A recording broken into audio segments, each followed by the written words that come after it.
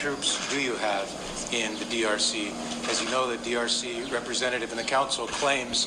Tell us, you kept saying that you're under attack from the FDLR. Can you tell us what was the last attack from FDLR before the Goma battle? Just recently, what was the last attack from FDLR? You know, since 2018, madam, we had... I'm talking about You asked me a question and I'm going to respond to you, madam. Ni ku munsi w'ejo rero nibwo habaye akanama k'umutekano Karoni kagarutse ku mutekano muke mu burasirazuba bwa Repubulika Iharanira Demokarasi ya Kongo bitandukanye n'ibisanzwe. U Rwanda noneho rwohereje Ambasaderi Olivier Nduhungirehe, uyu ni Minisitiri w'Ububanyi n'Amahanga n'Ubutwererane w'igihugu cy'u Rwanda, niwe rero wagiye noneho kugeza ijambo cyangwa se gutanga uruhande rw'igihugu cy'u Rwanda muri ako kanama atari ry'indimi, nta bwoba ndetse nta kujijinganya. Ambasaderi Olivier Nduhungirehe wagaragaje uruhare rukomeye cyane rwa MONUSCO mu bibazo birimo kugaragara mu burasirazuba bwa Repubulika Iharanira Demokarasi ya Kongo, ndetse barebana mu maso yashinje Bintu Keita niyo MONUSCO gukomeza gutangaza raporo zihabanye n'ukuri. Hanyuma rero ni n'amaraporo yabo rwose bagejeje kuri ako kanama, ntabwo bigeze bavuga ku mutwe wa FDLR. Olivier Nduhungirehe yabajije uburyo izo raporo mu by'ukuri zicuritse zikomeje kugenda zitangazwa, ni mu gihe impamvu muzi y'ikibazo cyo mu burasirazuba bwa Repubulika Iharanira Demokarasi ya Kongo itagigarukwaho. Yarabajije ati kuki mu maraporo mwatanze mutigeze mugaragaza umutwe w'abajenosideri ba FDLR. Ni byinshi yagarutseho, ntabwo muri iki kiganiro ubwacyo twajya kubivuga kuko no ku munsi w'ejo iryo jambo ryose twari kugejejeho, ahubwo ndashaka kugaruka ku byabaye inyuma y'iyo nama ndetse n'ibyayivugiwemo na Ambasaderi Olivier Nduhungirehe wagiranye ikiganiro n'abanyamakuru. Ni ikiganiro kigufi cyane, ariko nanone abanyamakuru amagana bose nta kindi bamubazaga: ingabo zanyu ziri muri Kongo zikora iki, ingabo zanyu ni zingahe, ingabo zanyu zagiye ryari, ingabo zanyu zizavayo ryari. Ni ibibazo mu by'ukuri twavuga ko ryari hangana, ni intambara yeruye. Ambasaderi Olivier Nduhungirehe yagezaho afatwa n'uburakari, noneho atangira rimwe na rimwe n'ibisubizo kutabitangana cyane ko bamusubirishagamo ibintu yakomeje kugenda asubiramo cyane. Ngira ngo wenda ntabwo nshaka kwizimba mu magambo ngo mvuge byinshi. Ni ikiganiro mu by'ukuri kigaragaza ubuhanga n'ubutwari bwa Ambasaderi Olivier Nduhungirehe waruhanganye n'abo bazungu muri Leta Zunze Ubumwe za Amerika. Reka mbareke mukomeze mukurikira uburyo yabashubije imbona nkubone, kandi ibisubizo mu by'ukuri byari bikwiriye abo bazungu bari bariye karungu bamusubirishamo banamuhata ibibazo ku bijyanye ngo n'ingabo z'igihugu cy'u Rwanda ziri hakurya muri Repubulika Iharanira Demokarasi ya Kongo. Kurikira icyo kiganiro n'abanyamakuru. Good afternoon, ladies and gentlemen, and thank you for joining us. We are pleased to welcome Rwanda's Minister of Foreign Affairs and International. Mwaramutse neza banyakubahwa, turabashimira ko rwose mwifatanyije natwe uyu munsi. Dufite ishimwe ryo kwakira nyakubahwa Minisitiri w'Ububanyi n'Amahanga n'Ubutwererane w'igihugu cy'u Rwanda.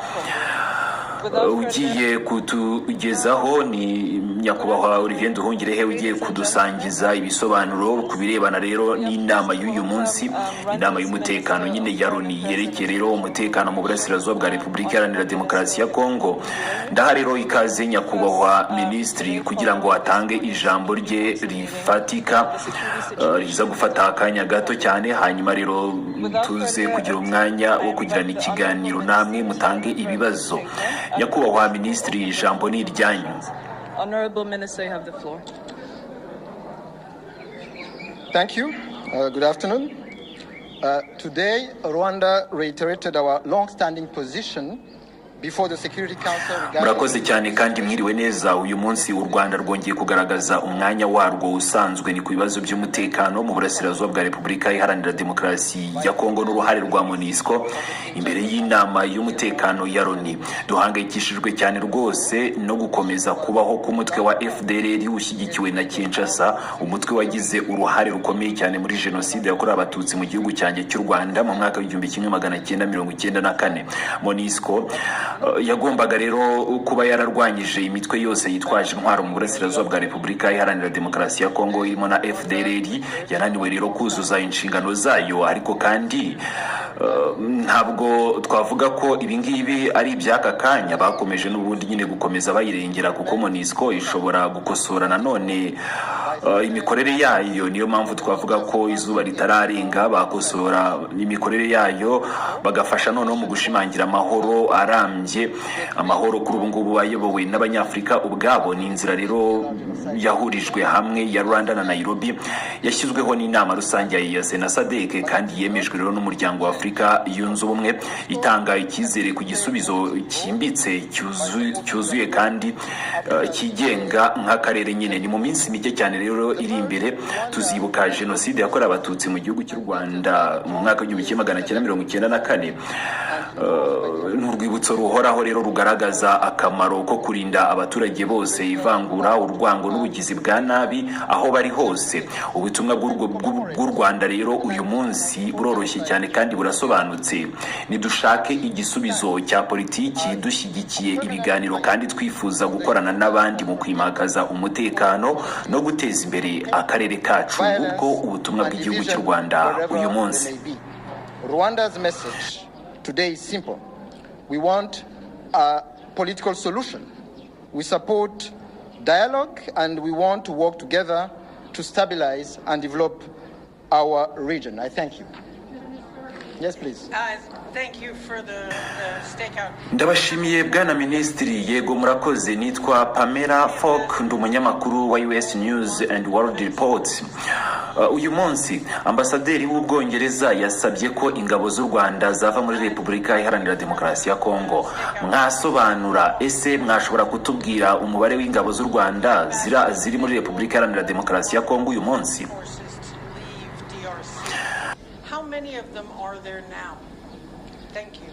There is a regional process, EAC SADC, which a way forward on how to deal with security issues and also political issues in Eastern DRC. So it's up to hariho inzira y'ubuhuza y'akarere iyobowe na EAC na SADC igamije gushaka igisubizo ku bibazo by'umutekano n'ibya politiki ni mu burasirazuba bwa Repubulika Iharanira Demokarasi ya Congo. Bityo rero umwanzuro ku cyakorwa ugomba gufatwa n'akarere binyuze muri iyi nzira iyobowe n'Abanyafurika ubwabo. Si Ubwongereza rero bugomba rwose kudutekerereza uko ibintu bigomba kuzakorwa. Ni ku Rwanda rero twarabivuze kenshi ko turi mu kaga, turimo turaterwa n'umutwe wa FDLR n'indi mitwe yitwaje intwaro iri mu burasirazuba bwa Repubulika Iharanira Demokarasi ya Congo. Niyo mitwe irimo gufashwa na Repubulika Iharanira Demokarasi ya Congo. Ntekereza ko Ubwongereza butari bukwiriye kuza kudufatira imyanzuro.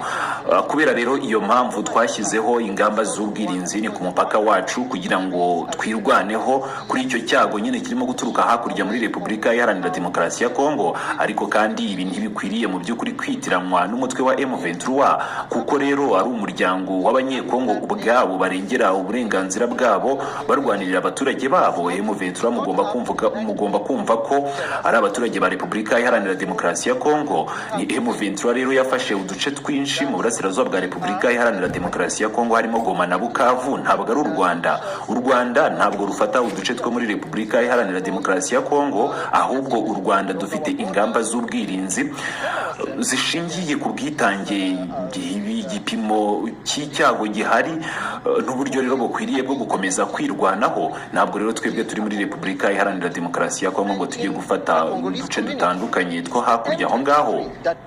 Territories in Eastern DRC, including Goma and Bukavu. It's not Rwanda, because in Rwanda we don't take territory in Eastern DRC. We have defensive measures which are targeted, dynamic, and proportionate to the threat.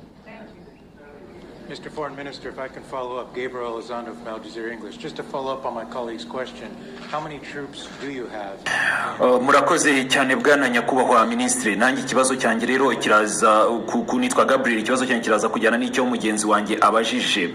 Mufite ingabo zingana gute muri Repubulika Iharanira Demokarasi ya Congo? Ese uhagarariye Ubwongereza yavuze ko mufite kimwe cya kabiri cy'ingabo zanyu zose muri Repubulika Iharanira Demokarasi ya Congo. Ibyo byaba ari ukuri?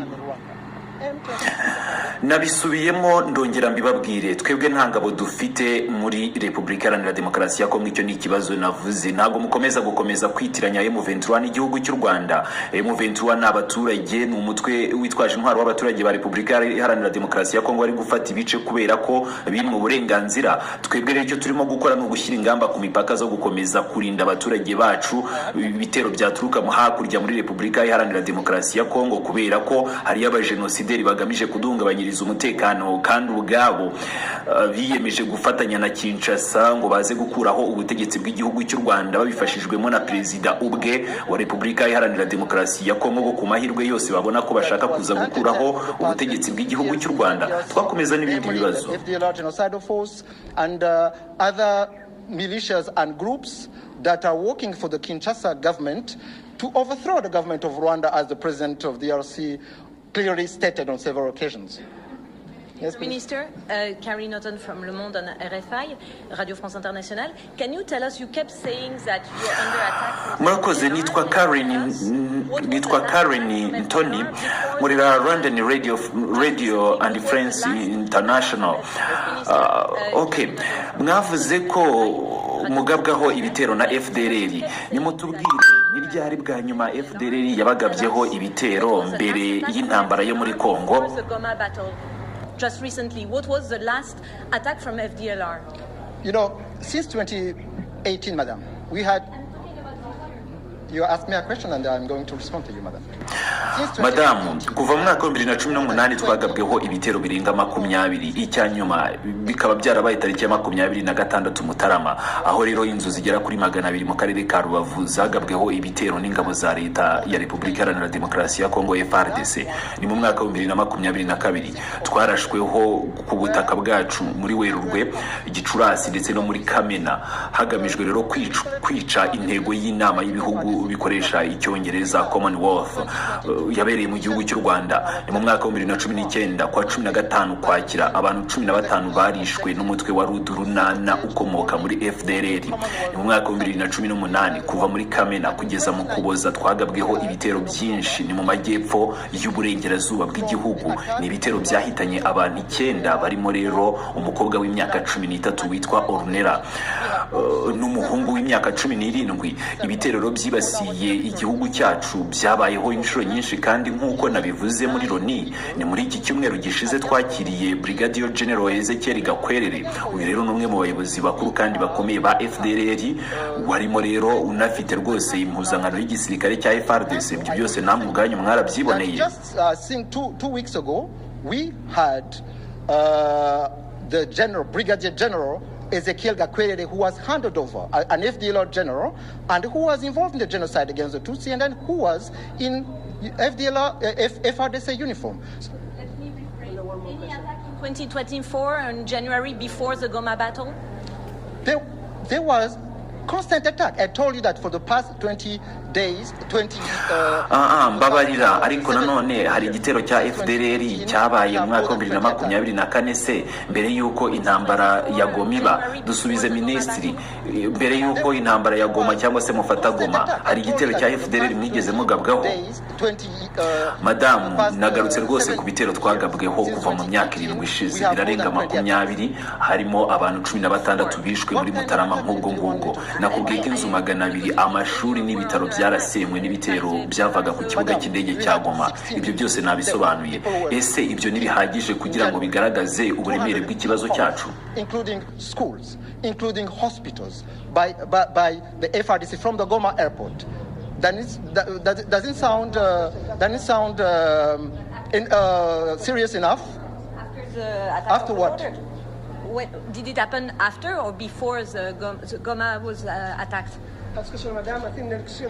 Yes. Thank you, Minister. Jessica Lemazurier from France 24. Just to clarify, because it wasn't clear to me, the UN has said that you have up to 7... Murakoze, nitwa Jessica Morio, ndi Umufaransa, nkorera na radio z'Abafaransa ibinyamakuru byaho.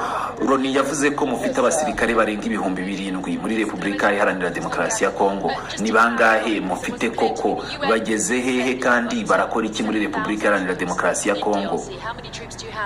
How far have they gone in? What exactly are they doing? Why are they there? This is the third time that we'll respond to this question. We don't have troops in Rwanda. We have measures. Ni ku nshuro ya gatatu mbisubiyemo. Nta basirikare bacu bari muri Repubulika Iharanira Demokarasi ya Kongo. Dufite gusa ingamba z'ubwirinzi ngo turwanye ibitero bikomeje kuva mu burasirazuba bwa Repubulika Iharanira Demokarasi ya Kongo. By'umwihariko rero ibitero biterwa na FDLR ifashijwe na leta ya Repubulika Iharanira Demokarasi ya Kongo. Murakoze cyane. Coming from Eastern DRC, mainly by the DRC-backed FDLR and other groups that have consistently attacking our territory. Thank you very much. Thank you. Thank you. Thank you.